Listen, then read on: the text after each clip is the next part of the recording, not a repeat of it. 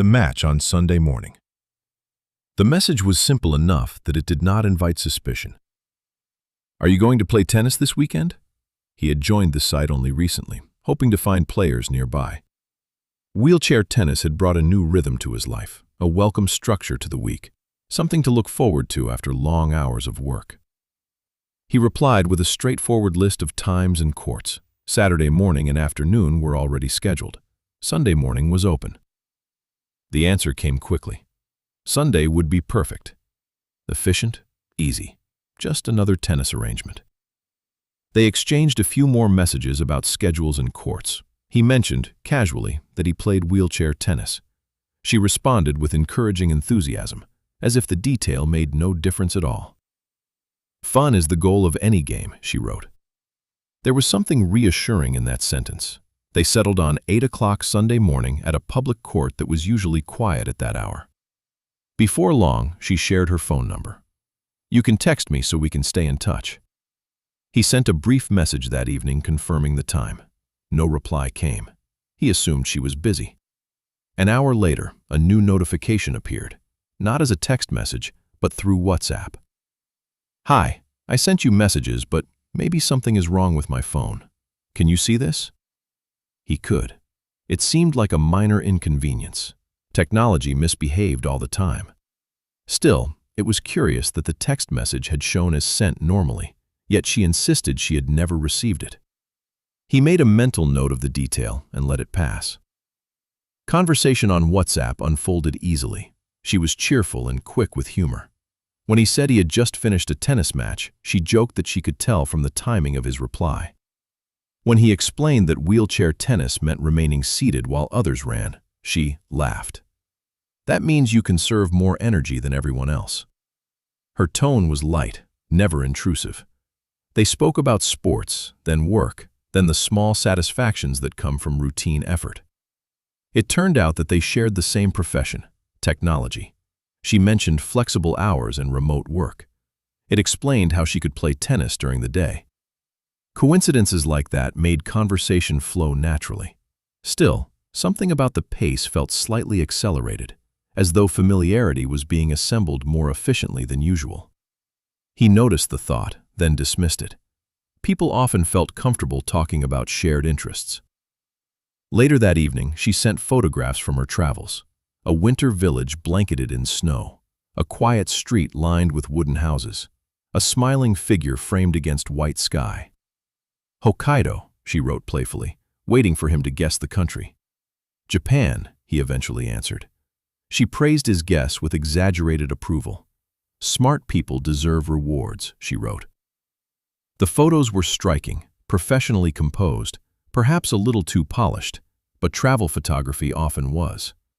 He paused for a moment, wondering why someone would share personal pictures so early in a conversation. Then he reasoned that perhaps she simply enjoyed sharing experiences. Not everything required suspicion. The conversation wandered gently through topics that felt safe: sports, travel, work, philosophy. She seemed drawn to reflective statements. Life should be happy, she wrote once. Otherwise, what is the meaning? He responded politely, contributing thoughts but keeping the tone measured. He noticed that she often mirrored his perspective, agreeing readily, aligning easily. It was pleasant, though slightly curious. Few strangers agreed so consistently. Still, nothing felt overtly wrong, just unusually smooth. The evening before the match, he sent a simple message. See you tomorrow at 8. The reply was warm. Looking forward to it. Sunday morning arrived cool and quiet. He reached the courts early, the way he always did. 8 o'clock passed. No message, no call. At 8:10 he checked his phone again. Still nothing. By 8:15 the courts were filling with other players beginning their matches. The familiar rhythm of tennis surrounded him. The hollow pop of balls, the brief squeak of shoes on hard court, the low murmur of conversation. He sent a short message. Are you coming today? The reply did not come immediately. When it finally arrived later that day, the explanation was serious enough to discourage further questions. My friend was in a car accident. I am at the hospital. "I'm very sorry."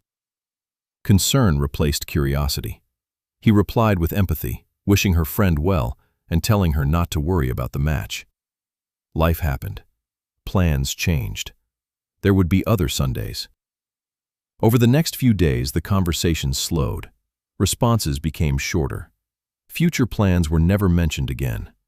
Eventually, the exchange faded into silence.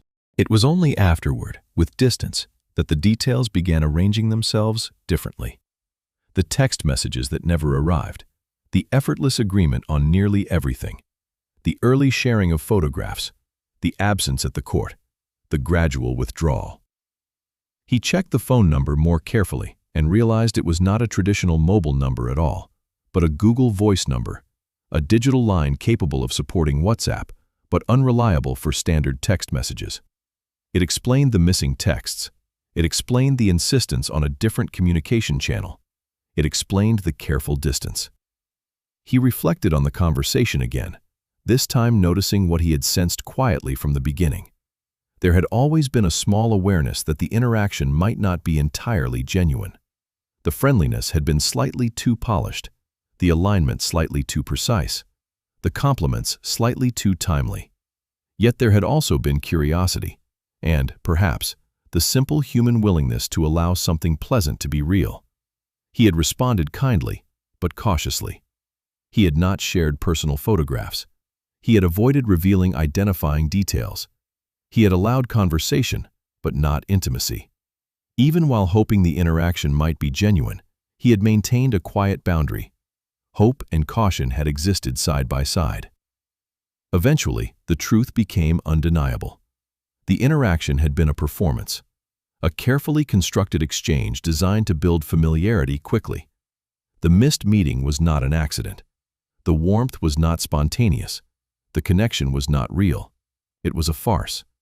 A small, modern deception conducted through glowing screens and friendly words. And yet, the experience left behind an unexpected clarity. Because deception rarely begins with obvious lies. It begins with something entirely ordinary. A shared interest, a convenient similarity, a pleasant conversation, a simple plan to meet on a Sunday morning. Only later do the inconsistencies surface, like faint cracks beneath fresh paint. By the time the pattern becomes visible, the illusion has already dissolved, leaving behind a quiet understanding. In the digital world, not every opponent who agrees to play is actually standing on the other side of the net. And sometimes, the match itself was never the game being played.